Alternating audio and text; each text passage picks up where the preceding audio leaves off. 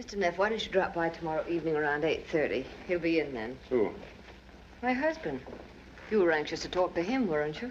Yeah, I was, but I'm sort of getting over the idea, if you know what I mean. There's a speed limit in this state, Mr. Neff. 45 miles an hour. How fast was I going, officer? I'd say around 90. Suppose you get down off your motorcycle and give me a ticket. Suppose I let you off with a warning this time. Suppose it doesn't take. Suppose I have to whack you over the knuckles. Suppose I bust out crying and put my head on your shoulder. Suppose you try putting it on my husband's shoulder. That tears it. 8:30 tomorrow evening, then. That's what I suggested. Will you be here, too? I guess so. I usually am. Same chair, same perfume, same anklet? I wonder if I know what you mean. I wonder if you wonder. It was a hot afternoon, and I can still remember the smell of honeysuckle all along that street. How could I have known that murder can sometimes smell like honeysuckle? Maybe you would have known, Keys, the minute she mentioned accident insurance. But I didn't.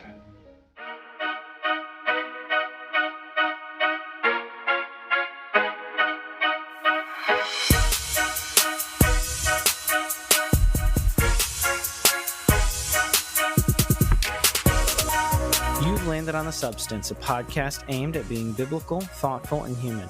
Join us every other week as we engage the culture without the culture war.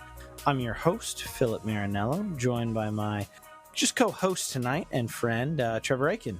Yo, what's going on, everybody? How are you doing tonight, Trevor? You excited for another substantive cinema? Yeah, your favorite type of show we do? Yeah, I got the mood set up right for this film noir. I got shadows. I got brightness dimmed on my display. I don't know. This is just trying to get in the mood. Very good audio for a noir podcast there. Just anybody listening, just go ahead and put sunglasses on if you're outside, or dim your lights, or if you've got Venetian blinds, you can like maybe get angry about them or like crack them a little bit. Yeah. Well, you got to be careful. That might mean you're you're about to go down a bad path there, That's my true. guy. Make sure you can hear your footsteps.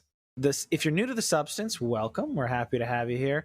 The Substance is a Christian variety show, and now every other week we talk for about an hour or so about some things related to Christianity, culture, and the arts. Sometimes we have great guests on, like today, and previous guests in our library include Alyssa Wilkinson, Brett McCracken, Josh Larson, and Mike White from the Projection Booth. Other times we chop it amongst ourselves. We do long-form shows, short-form shows, all that sorts of stuff. And then at the end of the show here, we are going to be sharing some, or Kevin this time will be sharing some shout-outs. Like I said, we have a guest today here. We are joined by Kevin McLenithan of the Chicago Indie Critics. He's also one of the co-hosts of the Seeing and Believing podcast from Christ in Pop Culture. Welcome, Kevin, to The Substance. Thanks. It's really great to be here. And I can't wait to talk about this movie. This is one of my favorite movies, period. So I'm vibrating in my seat waiting to go. I need to go back and check the DMs. Yeah. I feel like we talked about this a long time ago. Mm-hmm. And I'm glad that we can make it. It is Noirvember, so if you're confused, if you're like, why are they just talking about this old movie, especially because this is going to be a special drop, right, Trev? Four maybe. Yeah, we say every other week. I think this is going to be a bonus so that we can make it in November here. So the reason we are dropping this is because it is Noirvember. That is where film nerds like myself, not every month of the year, but this whole month is kind of dedicated to the crime films, primarily the 40s and 50s. It's a really good time. And today we're talking about one of kind of like the proto Hollywood noir. So Kevin and I connected on this a while back, and we're very excited to have you. I'm very excited, and especially for making Trevor watch something. Trevor, had you heard of this film before? No. Okay. I know you've heard it. You're vaguely aware of film noir, right, Trevor? So for the audience who maybe not know, Trevor, why don't you be the audience surrogate here? I text my dad, who's in his 70s, about this film, and he's like, I think I've probably seen that one. Don't remember it, though. I would be surprised if he didn't, even if he just caught it on TCM or something. Yeah. Likely in a previous November. Yeah, there you go. No, I enjoyed it. It's really interesting, kind of how the plot unpacks, and there's actually a lot of tension in the film. It's definitely keeps you on the edge of your seat throughout. I mean, you kind of know what's going to happen, but you're still wondering how exactly it's going to break. And the character work they do as well, especially between the boss and Walter, is super good. So it's well written, and not like, I don't know. I think sometimes when people think noir, for whatever reason, I don't know if I'm getting this completely wrong, but they kind of think like Dick Tracy Gumshoe kind of thing. And like, this isn't quite in that vein, right? Because there's no like cops really or any that kind of style, but they really get there through the tension, the dark themes, and the interplay between the characters. Really interesting. Kevin, as the resident film critic here and somebody who has a lot of passion for this film, why don't you give the audience a very brief introduction to noir and kind of your journey with this film? How long has this been something you love? Well, okay, so I guess to start with noir, noir is a subgenre of detective movies or crime films. Kind of had its heyday in the 30s, 40s, and 50s.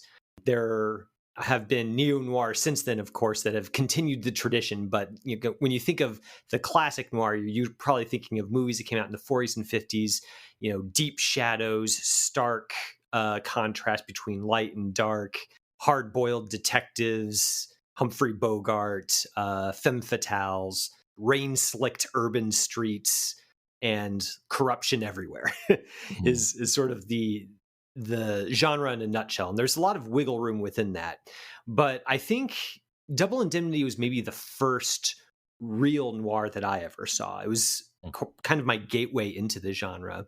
And I think it captivated me right away simply because of that starkness, I guess, that I mentioned earlier, where everything is just so... The line between good and evil is very clear. The characters may not see it clearly, but it's always clear to the people in the audience. And I really appreciated how that kind of moral sensibility is shot through so many noirs, where you know that the characters that you're watching are going to make very bad decisions, and watching things unravel for them is thrilling in a way, and also kind of convicting in a way too. There's just a lot. It's kind of galvanizing, I guess, to watch a movie with that kind of stark sense of morality and such a clear picture of the different forms, I guess, that human depravity can take. It's also a very writerly genre. My first love was literature, and the hard-boiled dialogue, the famous sort of voiceover that you get in these movies. So much. So I good. love it so much. That was one of the things I said to when Phil. It's done It's well, very it's so literary. good. Yeah, like when I was young, I really got into film noir, and this is kind of funny to admit, and I felt a little silly talking about this on the Projection Pod episode, which I'll plug at the end of this. My gateway to noir was actually the Xbox game series Max Payne, and because it was very noir drenched, especially the first two games. And I read this article, I think in Game Informer, that literally had like 10 or 12 different old classic film noirs that influenced different aspects of the games. And I just made a list and watched them all. Double Indemnity was high on the list, and a bunch of other ones that they picked stuff from. And I loved the just like you said, the way that it's written, it's constructed. There's a podcast in there somewhere. What's all that? The movies that influence Max Payne, plus a Max Payne playthrough. Hey man, plus, like, everything has a podcast influence. now. If that game came out now, I'm sure there would be. It's nostalgia. But yeah, I love just the structure of this. So this is a movie I've loved for probably about 20 years now. I hadn't seen it in maybe 10 or more, and I'd forgotten a lot of the details. And I was just struck watching this going, man, like, yeah, no, this is definitely a 5-star movie. I was like, is this as good? Because like other things had gotten higher on the favorite noir list for me. So I was underestimating how much I was going to enjoy it on this rewatch. And I was like, no, it's a classic of the genre for the reason. Like, it was the first big studio, big splash one, but it did just about everything right. And I loved it. Yeah, it's amazing too that I mean the great dialogue, of course. It was co-written by Raymond Chandler, who is a giant of hard-boiled detective fiction, and he brings his A game here with the screenplay. And it's also directed by Billy Wilder, who, in addition to directing this film, also directed another one of the all-time great noirs in Sunset Boulevard, which is just, Wilder knows how to make these kinds of movies, and there's no one better, in my opinion. No, he's incredible, and those are two. And that's an interesting back and forth that a lot of film fans have. And revisiting them both this month for Noirvember, I was kind of like, I feel like they're both very much noirs. I used to be like, is Sunset Boulevard actually a noir?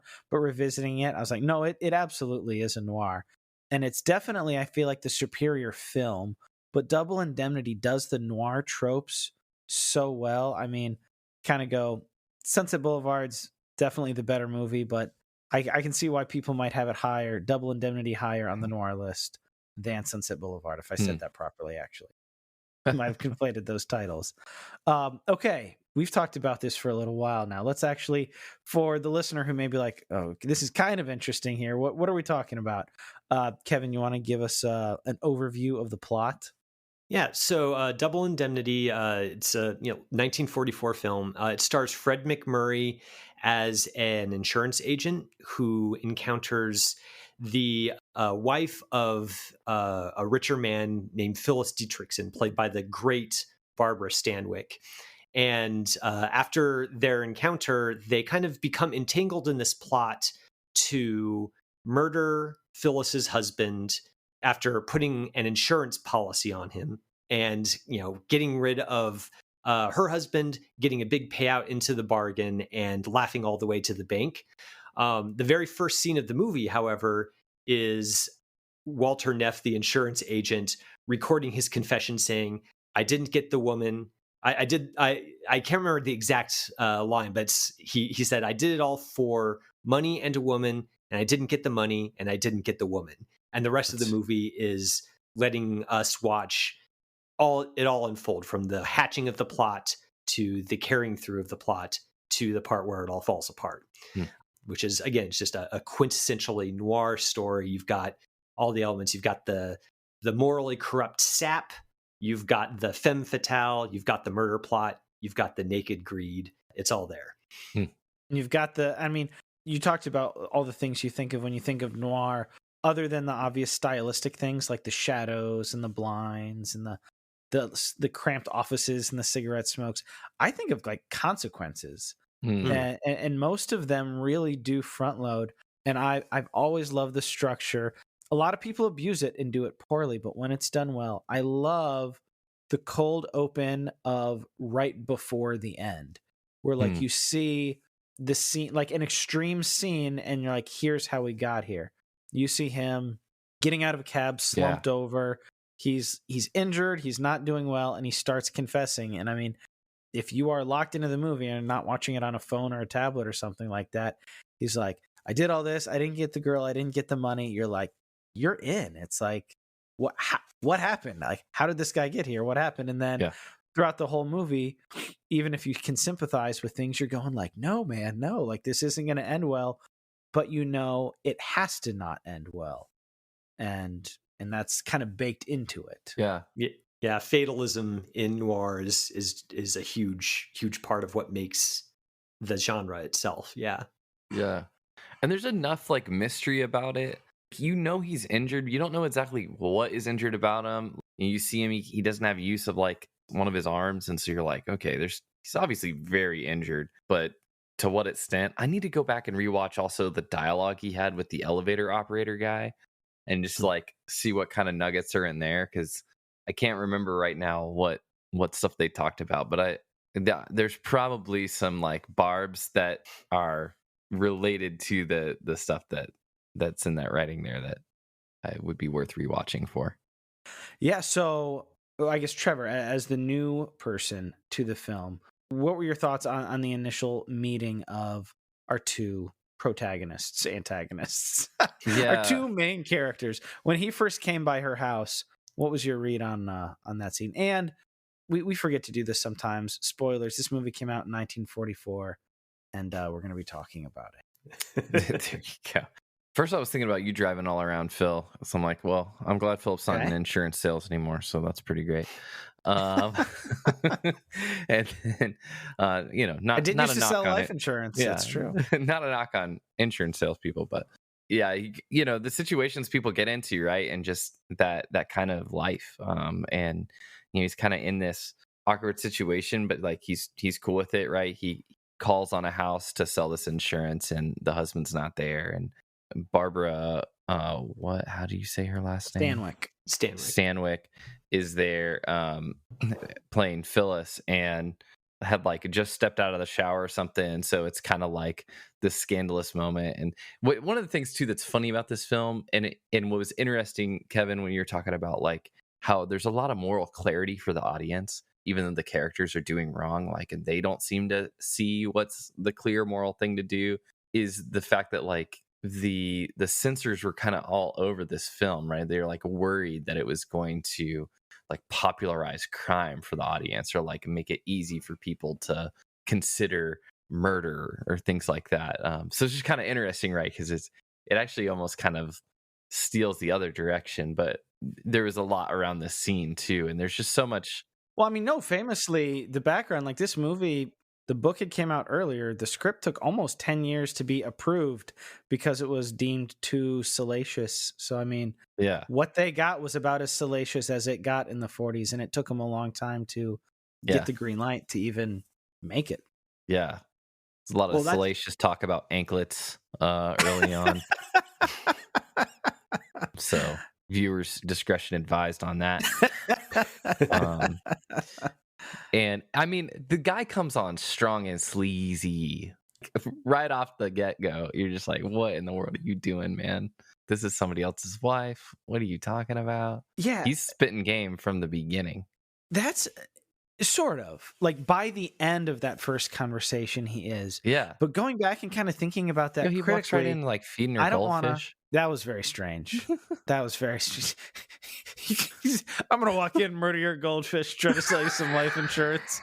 Like we said, this is foreshadowing. Black and white, total corruption of humanity, overfeeding goldfish. It's serious stuff. Yeah. Well, so we don't want to analyze a movie to death, but just like thinking about how the choices and the temptations and the things build, he kind of is smart enough to pick up something is up, and then when she's kind of asking her coy questions about this and that, he's like, look, like, no, like, we're like, yeah, like you want your husband to have insurance and not tell him, and then, oh, what if something were to happen to him? He's like, no, I'm not going to do this.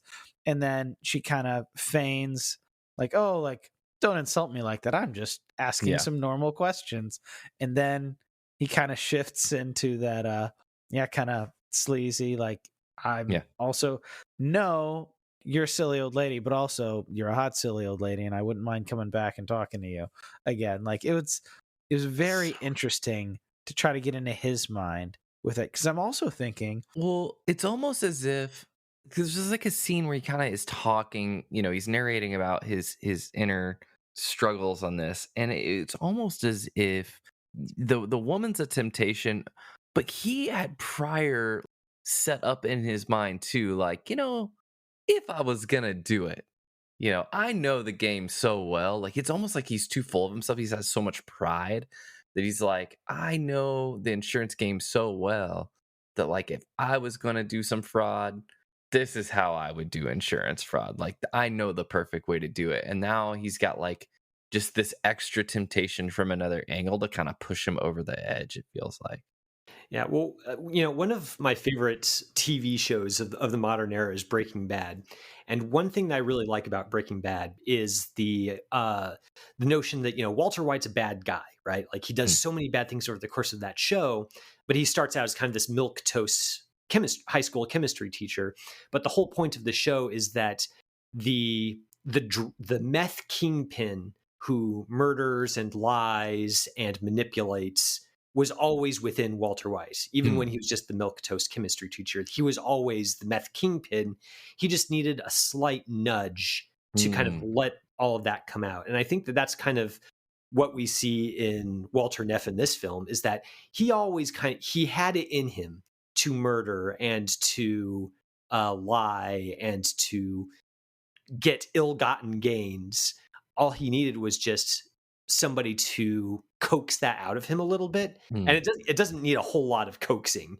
And that's just, again, it's so quintessentially noir that, there's kind of a facade of civilization over humanity. And it doesn't take all that much for that to begin to fade away or to get eaten through by the darkness underneath.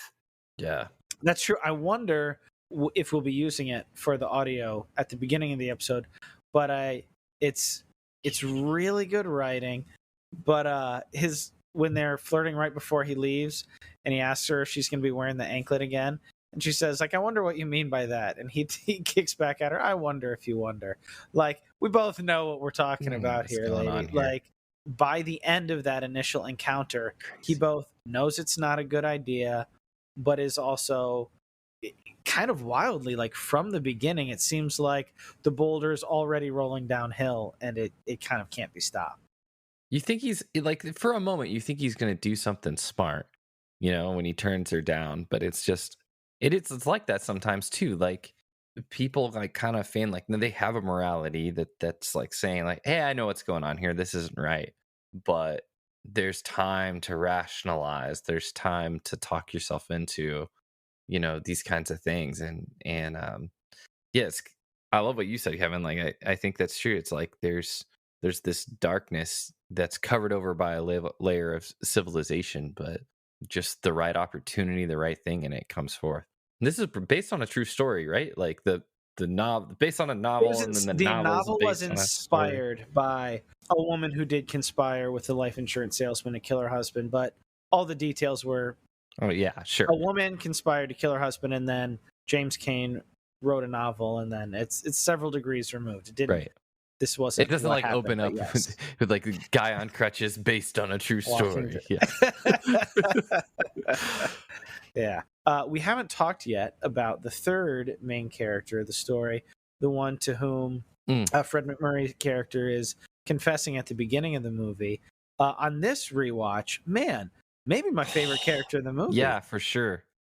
Edward G. Robinson's Keys. Yeah, yes. He says, I love you, Keys. Barton Keys. So good. He's a fantastic actor in a fantastic role. And I'm so grateful he took the part, too. In the previous decade, he was always the guy on the poster, the top name of the movie. And he's plays a supporting role here. I love it when good quality actors, movie stars or not, but people who are good at what they do and who have enough humility to take a good role in a good movie. I read up on it the last couple of weeks here. He was very close to not taking the movie because by the time in the mid-40s, he still had starring roles after this, but it was kind of is he kind of going down a tier? Is he getting a little bit older? And he goes, well, I don't know if I want to take it because it's not the lead. And eventually Billy Wilder convinced him to do it, and I mean, he kind of stole the show for me, this viewing. I mean, you could argue that the central relationship of the film isn't the romance between Walter and Phyllis, but actually between Walter and Keys. Yeah. Literally, the last line of the film is, I love you too, Keys. It's, they've got a deceptively close relationship. And I think that's part of the reason why Robinson is so fun in this film, is because he's kind of got this, crotchety exterior that he puts up where he's, telling off everyone around him, and he's like the old caricature, like newspaper man. Like he's the boss of the insurance office. He's the guy always with a cigar, like telling people to get out of his office and knowing all the angles and stuff like that. But I'm glad you brought up that last line. It really is about like the love that these two guys have for each other, these coworkers and friends. He's always lighting his cigar. Like, these are guys who thinks highly of Walter. Like he thinks so highly of Walter that he didn't see it coming at all. Yeah. Well, at the end of the day, it's almost like Keys is kind of the audience surrogate in a way. Keys is trying to get to the bottom of things, and at the end of the film, you genuinely see in Robinson's performance that he's disappointed and appalled that Walter descended to that level, because he never in a million years suspected Walter was capable of that kind of awful crime.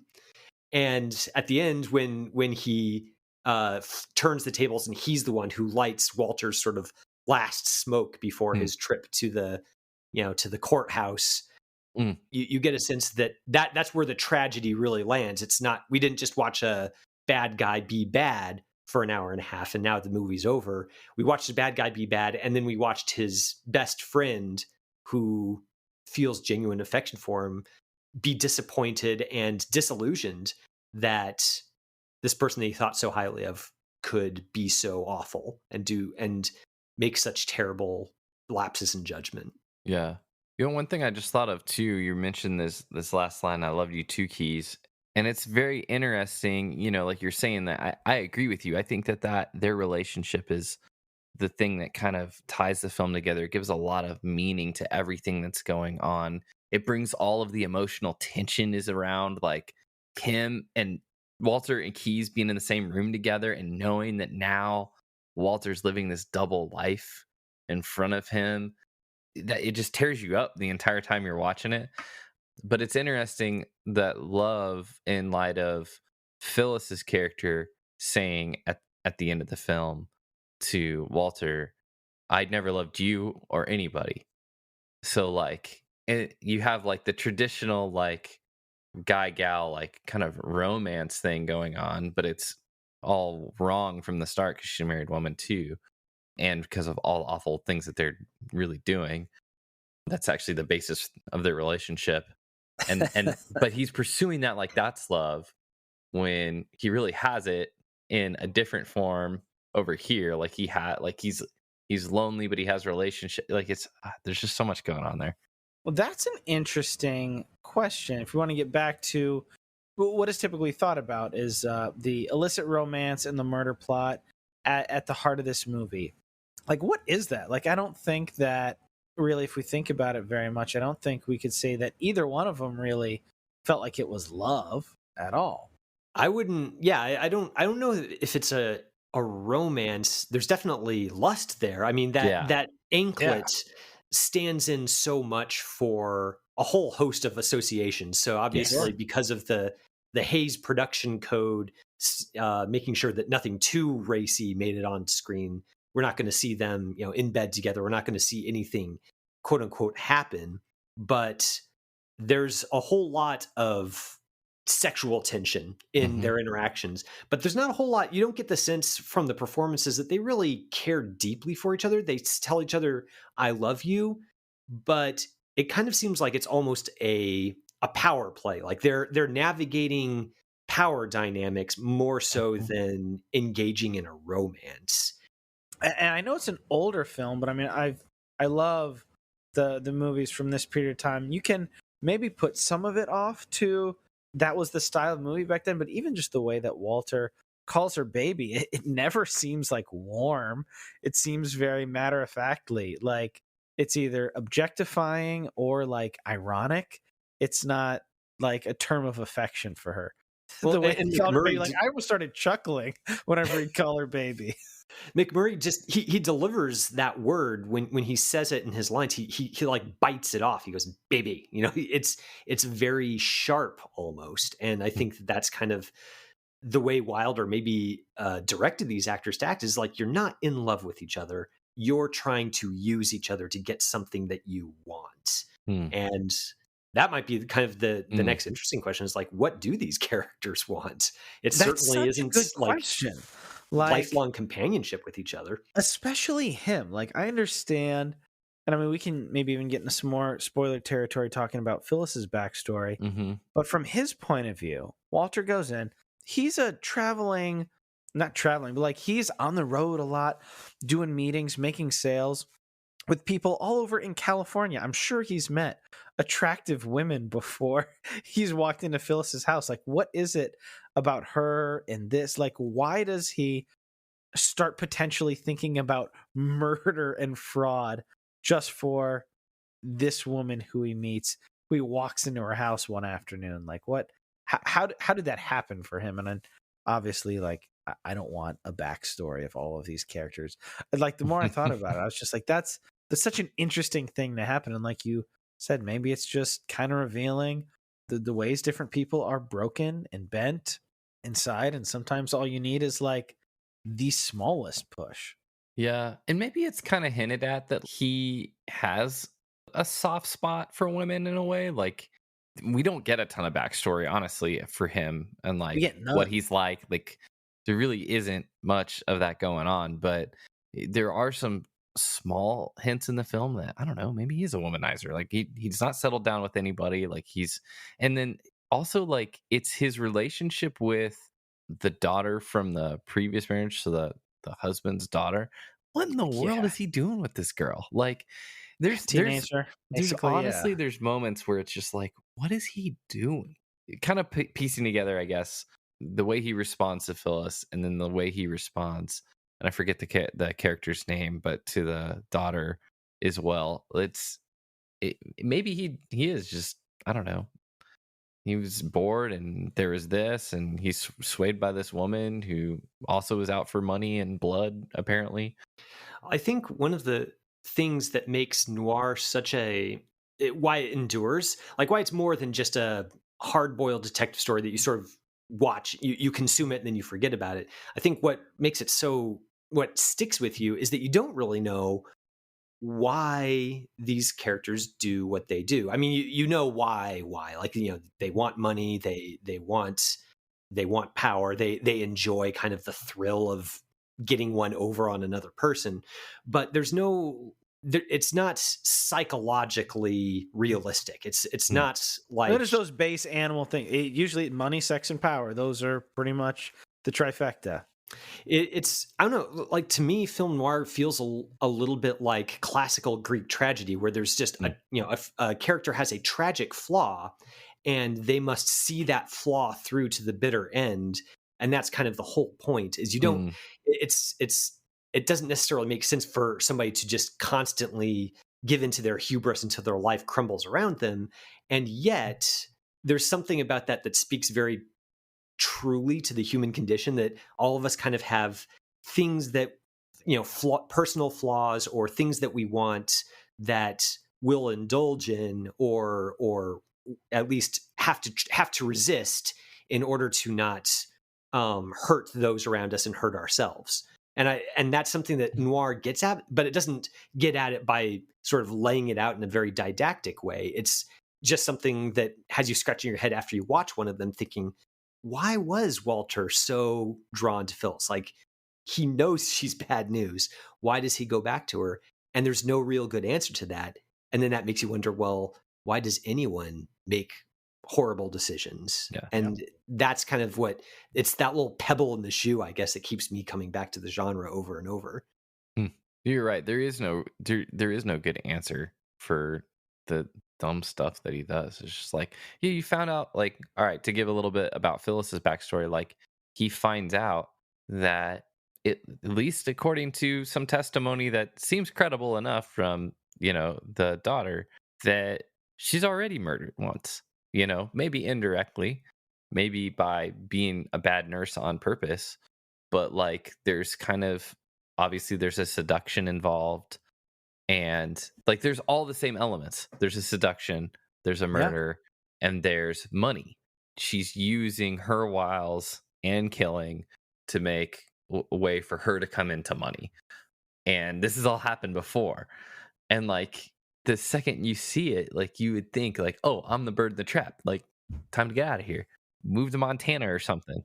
That was kind of wild that it did not set off major red flags, or maybe he was just so bought into it when he heard that. He's like, okay, like, I need to manage this night. I need to get the heck out of this right now. Like, oh shoot, this woman who I'm involved with likely killed her way to her current position that she just killed her way out of again, or even worse, that she just suckered me into killing. Like, if you notice the way she talks about it a couple of times in the movie on the phone with him, she puts it back on him. All right, like, we'll do it your plan, we'll do it your way, just the way you want, just the way you said. She was talking to him like that, kind of like almost using her sexual prowess, kind of like incepting him with like, I want to kill this guy, I want to commit fraud, I want to get rid of the body, when it's like, dude, Like, what are you doing? Like, in the first scene, you're like, it can't be done. Like, you get caught right away, you get sniffed right out. And his best friend is a guy he knows is the best in the business at sniffing out a phony. So it's like, what are you doing? And like, even pragmatically, I know with the Hays Code and everything, you couldn't, maybe it's alluded to that maybe they have sex one time and he's gonna like murder, insurance fraud, disposal of a body, burning a bridge with his best friend. Yeah. And you're like, guy, what are you doing? Yeah. I mean, she is Barbara Stanwyck. Maybe we can talk about her performance a little bit, because I'm a certified Stanwyck fanboy, and so I'm always curious to know kind of what other people make of her screen presence, because I mean, I think it's not always explicable why Walter would sort of go back to somebody he knows is bad news, but Stanwyck is just so good at dominating him. She knows how to manipulate him in a way that you like the audience can kind of see her wrapping him around her finger, but it's not done in a sort of an obvious sort of Hollywood villain way. It's so well performed that I don't know.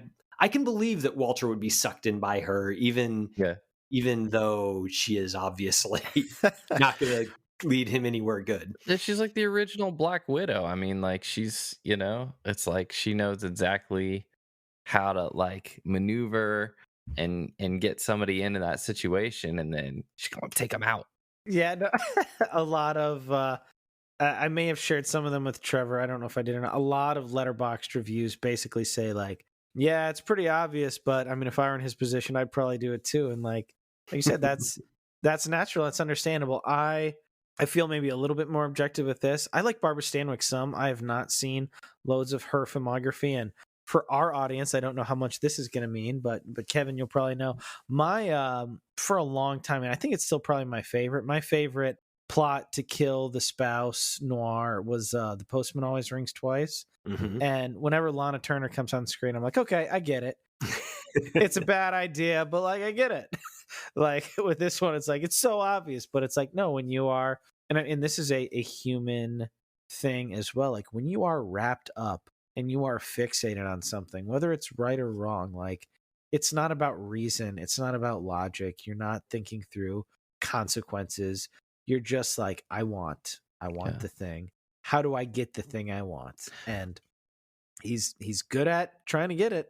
I want to circle back to another theme and something that you mentioned earlier, Kevin, and that's hubris, because really all of this is interlaced with just abject pride and arrogance. And I feel like a lot of what's going on too, like what you're saying earlier, like he knows his friend is the best in the business. There's a scene where it's kind of like, hey, come work for me. Oh, yes. I know it's less money, but there's all of this mental acuity to it. And like, you don't want to just be, he's like, listen, I can't be tied down. Like he has this, self-perception. He knows like he doesn't want to be a pencil pusher, and that's kind of beneath him in a way, but like also just not fitting with who he is. But at the same time, he does fancy himself that smart guy, and he does see himself in that position in a sense. And it's like, he wants to see in doing this if he can really pull one over. Like he really thinks he can do it. Like that's part of it, is like he's going to test his pride. And I think when he sees this woman and he sees this house, he sees himself in like a life that like he could have, or that he's good enough for. He sees this other dude, this oil guy, and it's like, well, I'm better than him. Like it's almost like he's constantly thinking himself as better, as smarter, as in control. And like there's just so much arrogance that's even not instead of the lust, but even with the lust, kind of even driving some of the lust to, it's really about who this woman makes him, and what that does for him, and his own self-perception, his pride, and all this kind of stuff that really seems to just push forward a lot of his actions. Like if I was going to say a motive, like it's just that the sheer arrogance of a lot of what he does, which is ultimately, I mean, a lot of things get him, but that's ultimately what gets him. I don't know if we explained it specifically, the term double indemnity is an insurance term that there are some policies that have clauses where if certain factors happen, they end up paying out double. So her husband has a $50,000 policy, and in the film, it has a clause that if he dies on a train, it pays out double. So like, let's kill him on a train. And like, they could have done it another way. And back in the day, $50K, like, it's also kind of wild. Let's risk our whole lives for $100,000. Like, simpler times. Simpler times. One of my favorite lines of just like, time, whatever, when you're looking at it is like, man, somebody paid $30,000 for this like palatial thing on a hillside in California, and you're just like, oh, they spent what Can I have that? Yeah, what it would cost me to get a sedan today. Oh, okay. House prices and rent rates are always fun when you watch movies from this era, because different time for sure. Yeah. I really like that scene that you were talking about, Trevor, with the where Keyes invites Walter to work under him as a claims investigator rather than a salesman. And of course, Walter begs off because it would mean a pay cut for him. And Keyes' parting shot is one of my favorite lines in the entire movie. He says, I asked you, Walter, not because I thought you were so smart, but because I thought you were a shade less dumb than the rest of the outfit. I was wrong. You're not smarter, Walter. You're just a little taller. And it's a great, it's just a great line. Like, that's a great parting shot line put in the characters. It's so good. It's so good. But it's so telling also of where Walter is. Keyes kind of gives him tries to sell him on taking this job by, playing up, it's about integrity. It's about using your smarts. It's about making sure that people don't try to pull a fast one on us. It's all about upholding the truth. And Walter's like, yeah, but it would be $50 a week less per month. So no thanks. And he lets it go. And that's, again, it's telling just about where Walter's priorities are. And it's another signal that this guy, if it wasn't Phyllis, it would have been something else that would have gotten him in the end. And which makes the whole thing more heartbreaking to me thinking about that. What he's really saying is, hey, like, I think so highly of you. I would like to mentor you directly. I know we work at the same company. I know we're work friends, but like, I want you on my team. I'd like to mentor you and possibly be the guy who comes behind me in this line of work. Like, I think you could do wonderful at this. And maybe he has other prospects and stuff, but the movie really, the way it highlights their relationship, that scene, watching it back, knowing everything, it's like, man, he had all the outs. He had somebody, like Trevor said, who had true like love and care for him. And he's like, no, I'm good. Like, I'd rather have my money and my scheme. And the whole time he's getting hounded down after he commits the crime, and like, it just immediately starts unraveling. How tense was it? I had forgot. I don't know when the last time you saw it, Kevin. I know you really like this movie. You've probably watched it more times than I. I completely forgot about the car at the train. Like, my throat fell into my chest when the car didn't start. I was like, I know this isn't where the movie ends, but when that car didn't start, I was like, whoa! Like, the music cue, the way they did the sound, like, that was very effective. One of my favorite scenes in the entire film, I mean, that scene you're talking about where they've just committed the crime and they're trying to get away and the car won't start is a great moment of suspense. Here, one of my favorite let scenes. a man do it. Yeah. That's true. He had the magic touch. That's true. Good thing for them. But the scene that I'm thinking of is it's towards the end where Keyes is kind of like, he sniffed something's wrong. And so he visits Walter at his apartment after Walter has told Phyllis she can come up to visit. Yes. So we know that Phyllis is on her way. And there ain't no cell phones. Right. There's no way to clue her off. And Walter has to sort of try to get Keyes out of his apartment before Phyllis comes up so they don't run into each other and give the whole game away. When that door opens up and he's there, I got goosebumps. I was like, I didn't remember that either. Like, and he's just standing there. You're like, they're done. You hear that bell ring, and you're like, it's way too early for Phyllis to be there. So like, what is going on? And then it's him, and you're like, oh shoot. It's a great scene of suspense, and I think it's also an interesting thing about noirs because in that moment, you're feeling the suspense, but if you think about it, you kind of wonder, well, who am I rooting for? Why am I who am I feeling suspense on behalf of? And you kind of are forced to say, like, you want to root for Phyllis to succeed in avoiding Keyes on the way up. You want to you kind of want That's true. Walter in a way to not get caught quite yet. And obviously Keyes is the good guy and Walter and Phyllis are the killers.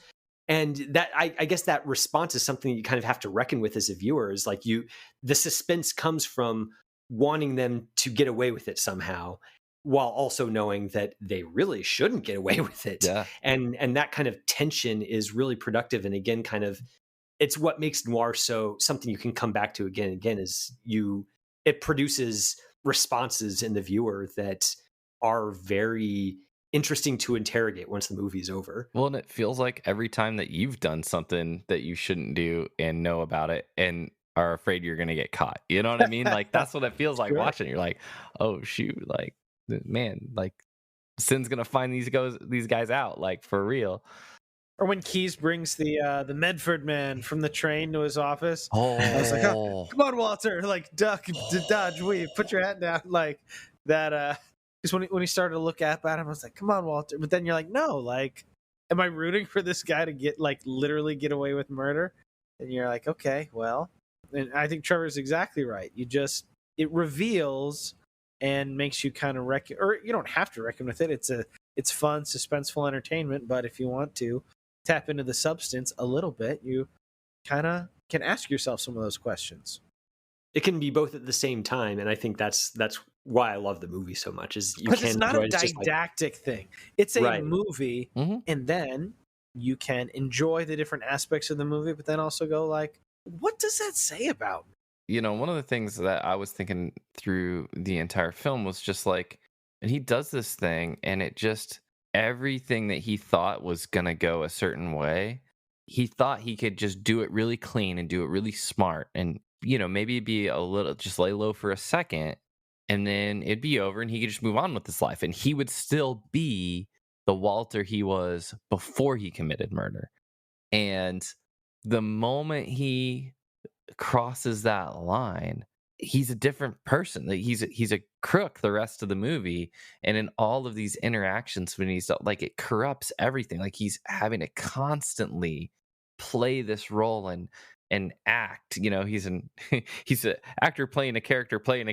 It's like, he has to constantly contort himself, and there's this constant, and it just feels so like it's such a good, like, I don't know, I'm losing the word, but like basically an inoculation against wanting to ever do anything like this. It was just like, it would be so horrible all the time, having to live in that awful, gross double life reality that you feel like he never even wanted in the first place. Like, that was not part of it. He just wanted the payoff.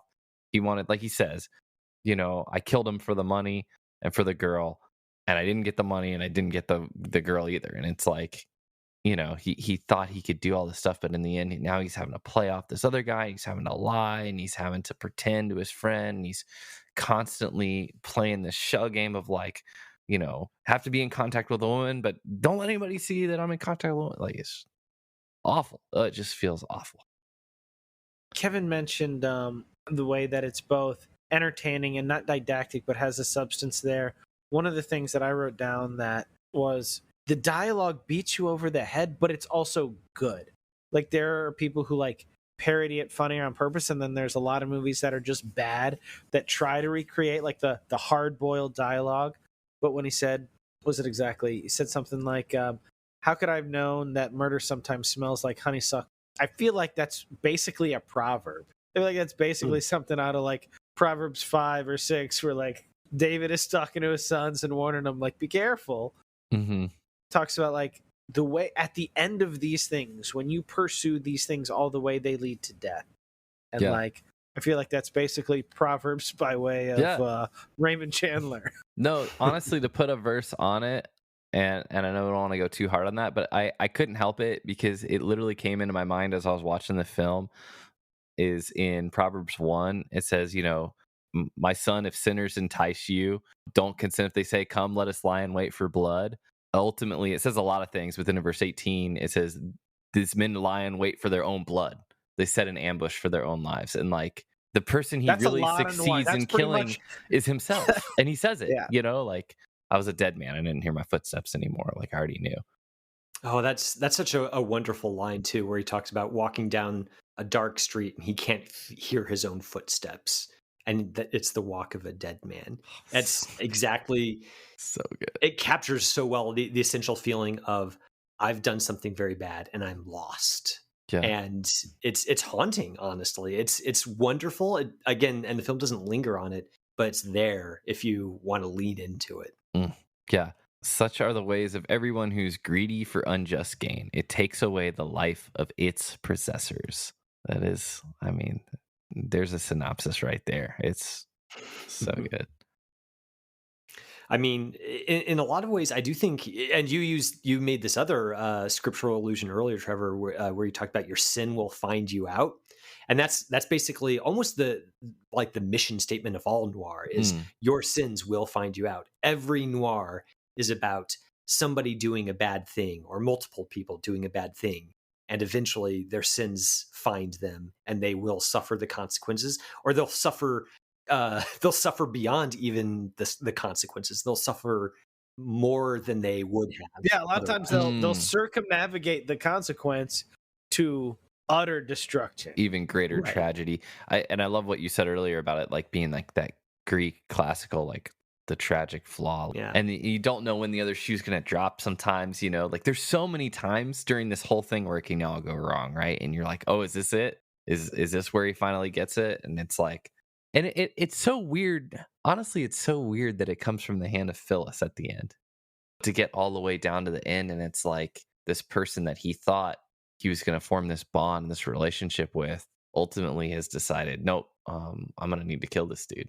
And what did we think the subplot, Phyllis's stepdaughter's love interest, who the film very clearly, the Zacchetti boy, very clearly, he was also involved with Phyllis illicitly, but not to the extent that Walter is, not murderously as far as we know. I thought it was a very interesting, we talked about noir being fatalistic in some ways, but how Walter has a moment of grace and he stops him and tries to correct him before Walter goes to his own destruction. Like this kid is a mess. He's violent. He's erratic. He's not a humble or a gentle guy. He's messing around with his love interest's stepmother, like all these things. But right before basically Walter goes to turn himself in, he goes like, I'm going to try to put this kid like back on the right path. And I thought that was a very interesting moment of grace with so pride, much like once again, could be. What do we think of that moment? I don't know. I think seeing it as kind of a glimmer of grace, maybe. I wouldn't say it's like a moment of unalloyed good. Like Walter is, it's not like he's made a turn in that moment. But we were thinking that he would maybe scapegoat this kid and just run away. Right. This kid would be the mark and take his place in the electric chair. That was the obvious play, right? Like, yeah. Yeah, that was his plan. Before Phyllis, shoots him, he thinks, okay, I'm going to make Phyllis and Zacchetti take the fall for what I did. It's perfect. It's the foolproof plan to my earlier foolproof plan. But when he does decide to, okay, I've taken my death blow essentially. I'm all washed up. Phyllis is dead. There's no way out of this for me anymore. You get the sense maybe he sees a little bit of himself in Zacchetti, another guy who's not, kind of a little sleazy, doesn't know what's good for him, is easily walked down a path to darkness. You get a sense that Walter, in some almost subconscious way, wants to reach out and stop somebody else from walking over the cliff's edge that he's already fallen from. It's not like a moment of capital G grace, but it's like a glimmer or reflection of he's not a monster. He does have human feeling, and you kind of see him in his own fumbling way try to do that with Sacchetti towards the end. Yeah, I never really saw him as a monster. I almost felt like Phyllis was the more centrally evil character, with him just like he's just like a sap, and like it just shows you how morally corrupt you could be if you're willing to just be led all around, like in that way. Talk about a potential and maybe false glimmer of grace. What did you guys think about the very end when her moment of grace? Like, she was so far gone and so corrupt that if it was genuine, her moment of very lowercase g grace was not shooting him a second time. Oh, I think this is why Stanwyck is so interesting in the role, is because you're not sure how much she's play acting even in that moment. Yeah. Because we've seen 100%. Her earlier in the film kind of play dumb or play like, she's scared. Like there's that earlier scene in the supermarket where Walter tells her, the plan's off. And she says, no, the plan's not off. We're going all straight down the line. And she takes off her sunglasses, just fixes him with this flinty stare. But she's had other moments throughout the film where she's been able to kind of turn on the emotions or make a last play for his sympathies. And that last moment, it's not entirely clear what she's doing. Is she sort of like having a moment now that she's seeing her own mortality approaching? Like, is she trying to genuinely reach out for human connection? Is another ploy for manipulation? It's not entirely clear. And I think that's because Stanwyck plays it perfectly, where you're never quite sure if you've gotten to the bottom of her yet. Yeah. And I don't know. I think it's, again, that's one of the reasons I keep watching and rewatching, is because I want to know. I want to know what's going on behind that face. And you never really can get it. Like, I wonder if Phyllis, I was the shouting fictional no character, at the TV, but like, you really don't, and it's like, and it leaves her open. Yeah.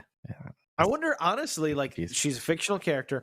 I wonder if Phyllis even knows at that point. Like, if she's not just so far down the rabbit hole, I wonder if she really knows. Like, she is grasping. Is it genuine? Is it manipulative? Is she working on like a backup of a backup of a backup plan, knowing that Nino's got, like, what is she doing? I don't know. I don't know if she really knows. Like, again, I hate all the spin-off, reboots, requels, sequels, all these things, but like, she is such a fascinating character. It would have been interesting if they did some sort of, here's how she got here, because she's just such a fascinating mess. And like Kevin said, like, you can't look away from it. It is so, it does reflect true humanity, but it's very complex and very broken. And when we look at it, we go, like, it can show you how far people can go, like, when they've been hurt, and how much they can hurt others. There, but for the grace of God, so forth. Yeah, that's true. That's true. Yeah, with unwise choices, a few of them lead to another one, and yeah. Any final thoughts? Anything we missed from you guys wanted to mention? I don't know. I feel like just talking through it, it's rewatchable for sure. How cool does smoking look in black and white films? Oh, so final. That reminded me. I like that Trevor and I both like immediately perked up and had something to say. Are you talking about his like little match lighting trick? Because it's the coolest. What in the world? Great. How is he like? How do you do that? How do you light a match with your thumb? And then he can't do it because he's like dying at the end, which was perfectly played off of it. The entire movie, I'm like, how does he do that? How does he keep doing that? We're a culture in decline. We can no longer like light a match with a flick of a finger. He's got the calluses on his fingers so much from driving around town, going to ladies' houses, ringing doorbells. Yeah, sorry, it's a pretty cool trick. It was, and then his boss can do it too. It's just everybody. Yeah, he's like, I just really like you doing it for me, Walter. He saved it for the very end after Walter was shot in the arm and couldn't do it himself. I mean, I can hardly strike a match on a striker, so like that's why I was like, man, if I had that skill, I'd be set. So anyway, And I get that is my final why thought there. studios tamped it down, but it looks pretty cool. A character just sitting there like contemplatively or menacingly or whatever. Like you can put so much into a character just sitting in a chair smoking a cigarette. It looks so cool. I'm gonna have to put an explicit label on our podcast. Kids don't smoke, obviously. One of my favorite little production tidbits about this film is that in a lot of the interior scenes, Billy Wilder and his cinematographer scattered metal filings into the air before shooting, so that the light, that when they shot it through the camera, that the light would catch on those filings and make the that slanting light coming in through the Venetian blinds that much starker. Like they really worked hard to make sure that the contrast between light and shadow and that smoke curling through the air caught the light just right. Yeah. I heard that detail on a podcast. And I was like, that is wild. They're just like chucking metal in the air just to like get the black and white to look just probably worse than actually smoking cigarettes. I know, right? I did think that too. I'm like, that's probably not good for you. And that's why they call it the silver screen. There you go. Oh, I love this movie. I'm glad I rewatched it. And now I'm like, I got to go back through Billy Wilder's filmography. Oh man, he's one of my very, very favorite directors. All of his films are so good, and I know he's just got a really great sensibility that I personally click with a lot. So that'll be a rewarding rewatch. Maybe I should do that. There you go. I thought I bought The Apartment several years ago. I can't find it. I still haven't watched it. It's been on my watch list forever. I was like, I thought I bought it, and I can't seem to find it. Phil, while we still got and before we jump into shoutouts, do you want to announce? And we have a special giveaway just for listeners of this episode. Philip, you've got a Blu-ray, am I right? Copy? Yeah, so it just worked out that every November, the Criterion Collection has a Barnes & Noble sale where all their stuff, all their DVDs, Blu-rays, and now 4Ks as well are 50% off. So I went there a couple days ago, used the old Substance credit card, and grabbed a Criterion Blu-ray of Double Indemnity. Currently, it's not streaming anywhere. You can buy it digitally, but it's not streaming anywhere. It was on HBO Max and Criterion Channel, but it's off of all those things. So the only way to get it is to buy it digitally or go to your local library or something. So we have buy it. Or not buy it and win it. Send us an email. Yeah, no, we have one copy to give away. So a lot of times we have multiples. This is a one-off, and like Trevor said, this one's just for people listening to this episode. We will not be promoting this one on social media. That's right. And so the only way you can find out how to enter the giveaway is right here, right now. And what you got to do is you got to go to thesubstancepod@gmail.com. You got to send us an email, and the subject line has to be Walter's line here. Sorry, baby, I'm not buying. So you send us, because it's a giveaway. Get it? Because you're not buying it. Remember, because I said that earlier. It was foreshadowing. So Trevor, you want to say it one more time? Yeah. I'm sure people are hitting the so 15 one more cent time. backwards again. Yeah. Send us an email at thesubstancepod@gmail.com. Subject line. Sorry, baby, I'm not buying.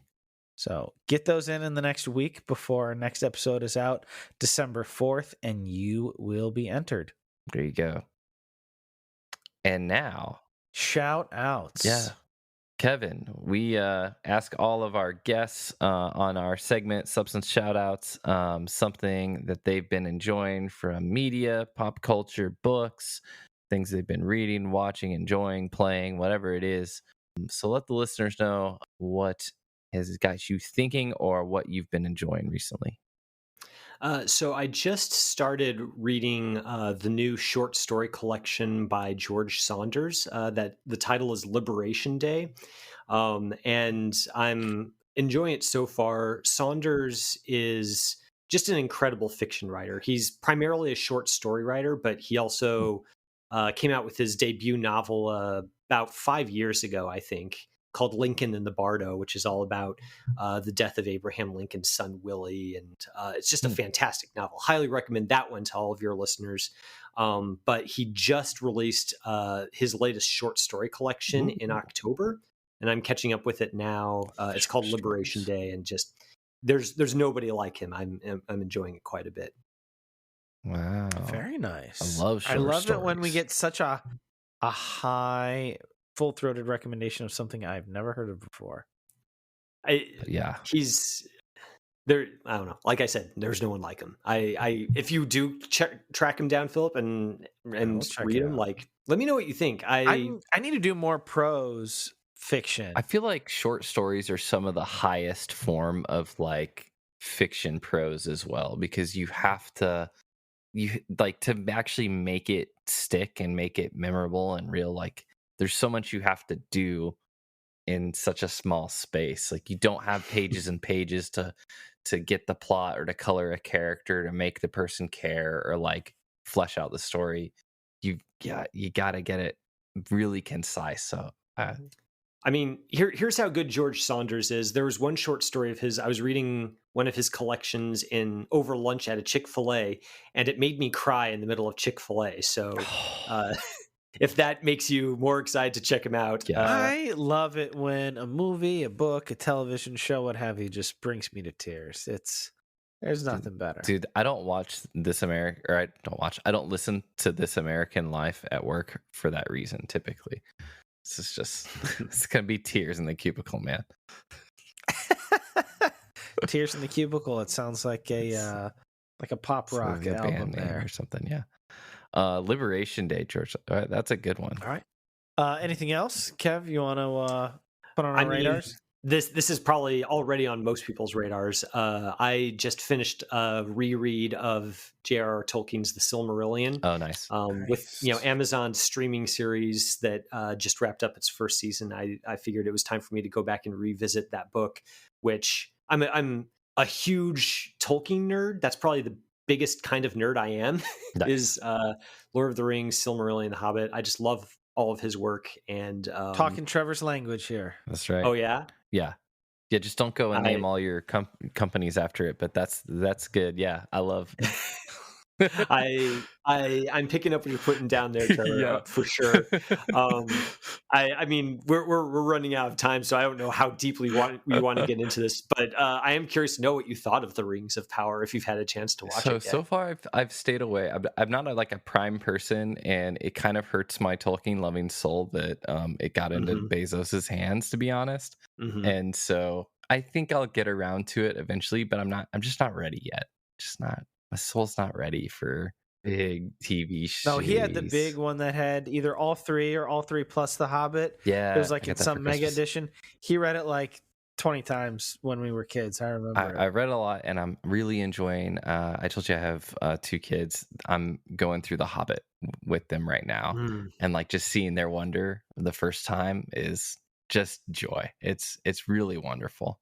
I cannot wait for my son to get to that age so I can read him The Hobbit. I'm chomping at the bit to share that with him. Oh, and I can't even. I'm like, just wait, guys! When you see what this ring is, you won't even. It's gonna blow your mind. So, I'm really excited. Very nice. Well, so I will have links to Seeing and Believing, and where else can people find you? Is there anything else that you would have folks you want to direct them towards, Kevin?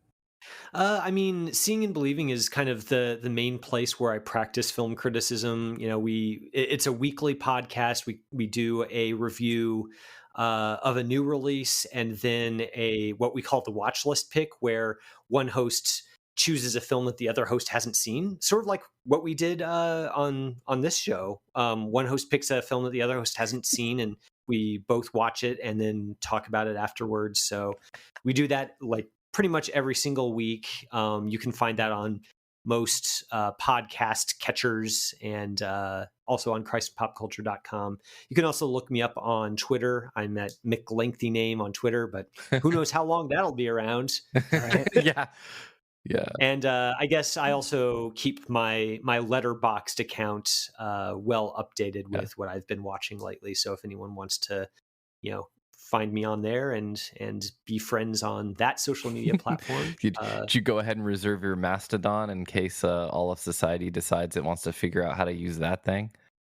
I know that I'm getting old because I went onto Mastodon's website and I was just like, I don't understand any of this. So I might be too tech illiterate at this stage of my life to make the switch to a brand new platform like that. I kind of felt well, it's always exciting for me when the guest says, follow me on Letterboxd, because that's my social media of choice. That's where I probably spend the most of my time. It's people who all love movies together talking about all sorts of movies. So I will be sure to put that in the notes. And it hasn't happened yet, but I'll also mention the Seeing and Believing podcast that you host with likely future guest of The Substance, Sarah Larson, not related to Josh. That I've been talking with her. I think next year we're going to get her on some time to talk Alien. Oh man, you're in for a treat. Sarah Welch Larson knows her xenomorphs, and she literally wrote the book on them. She did. That's why I saw. I was like, well, you wrote a book on Alien from like a philosophical perspective. That sounds like. Why don't you come on and talk? Sounds you'd be on Substance. I mean, if I can offer a plug for somebody who isn't me, I would highly recommend everyone check out Sarah Welch Larson's book on feminism, theology, and the Alien series. She goes through every movie in that franchise, and it's a really good read. So readers who like that franchise should check that out as well. She's somebody I've been following for a while. I really enjoy your back and forth on Seeing and Believing, and it was excellent to have you. No, thanks for coming on. Like I said, I love talking about film noir, love Double Indemnity. Overjoyed to be able to do that on your show. Yeah, we'll say this too. This is the end of Noirvember, but if people are making a watch list, are there any other one or two film noirs that if people liked this, they'd say, hey, if you want to chew on some more deep darkness of humanity, check out these titles. Yeah, so I mean, I already mentioned Sunset Boulevard, directed by the same person, featuring a titanic performance from Gloria Swanson, just lead role for the ages in that film. I'm a huge fan of The Big Sleep, so you have to, if you're going to watch film noir, you got to get some Humphrey Bogart in there, and I think The Big Sleep is probably his best entry in there. You get a little bit of Bogey and Bacall. I'm also a big fan of Out of the Past. This is a Robert Mitchum film that, again, is maybe a little bit not what people think of when you think of like film noir, like the trench coats and the rainy streets, but it's so... I remember watching Out of the Past for the first time being like, this seems like a really well-kept secret. Why isn't this constantly mentioned in the same breath as something like Double Indemnity? So all of those would be a great place to start. I love it. Could not recommend those higher. And listeners, if you check those out, be sure to tweet us, Instagram us, DM us, let us know. I would love to hear about some people checking this out and getting into some good classical movies. Nice. Well, Kev, delight having you on and having you to chat up Double Indemnity and just bring in all of the genre knowledge. So thanks for your time this evening. My pleasure. Awesome, man. We will catch you next time. So that was Kevin McLenithan from the Seeing and Believing podcasts and the Christ and Pop Culture Network, as well as the Chicago Indie Critics. It was a fun conversation, fun movie. Go check it out. You think you're going to go down the noir rabbit hole a little bit more, Trev? I was a little curious about it. I mean, here's the deal. Like, I was listening to you talking about you had a Ben Wilder month, and I'm like, I had a Billy Wilder. Yep, nailed it. Whatever. Whatever. But I was just like, man, I had I don't know, survive month. So I don't know. This is very much in the off hours, probably when I should have been sleeping, but that's when I can do it. There you when go. I can get it in. Yeah. So I don't know. Maybe if I ever get in a mood to stay up and watch movies, maybe. Yeah, Sunset Boulevard is good. Let me know what you think if you. So I'll also say, check me out soon. If you're listening to this in the first couple days, this will be coming out soon. I believe November 30th is when It should be dropping. I have an episode with Mike White of the Projection Booth coming out on Billy Wilder's probably what is widely considered his best film, Sunset Boulevard, which, Trevor, you know I'm prone to hyperbole. True. But I also want to give art. I don't want to be too hyperbolic about art, but after revisiting Sunset Boulevard a few times, studying it, watching it, preparing for that movie, like strong contender for top 10 of all time, the movie itself. And I hope I did. I was a little nervous about it, but I was proud of how it went towards the end. So definitely check out that movie. But I feel like that movie's so much about cinema. It's like so much about itself that, like, if you watch other movies, you would appreciate it more. It's like if you just start with Sunset Boulevard, I don't know how fully effective that would be. But anyway, if you're interested in film, is that confusing, Trevor? I'm thoroughly confused at this point. But I do know we just did a whole hour on film with the theme of hubris, and you let it into the segment with "check me out." So I'm sold. Oh, might be. Good one. Check out the show. And then check us out. That's right. thesubstancepod.com.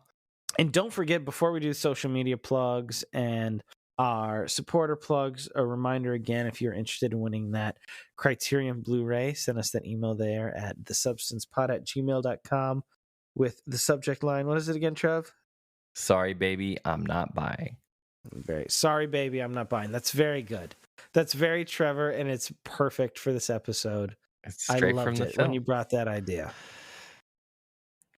Thanks, fan. Yep. Jump on that giveaway, get your entry in.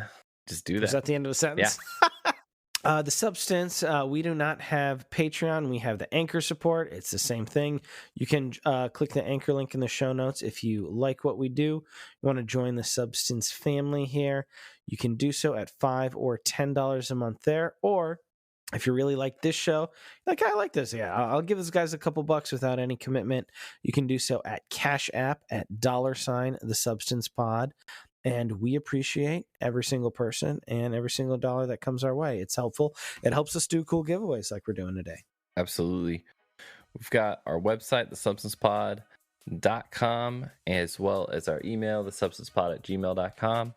So you can comment there. You can message us. Obviously, you already heard about the giveaway, so you can be using the email for that. But yeah, send us thoughts, comments, show ideas, all those kind of things. Interact with us there, as well as on Twitter or Facebook, if either of those things are still around by the time you're listening to this. That's true. More importantly, tell a friend. Shoot us some comments. That's right. Tell a friend. If you like the show, share the Substance love, and we'll actually see you next week. That's right. If you're here listening to Do shows that as too. they drop, because this is a bonus. Come back next week for our next episode of The Substance.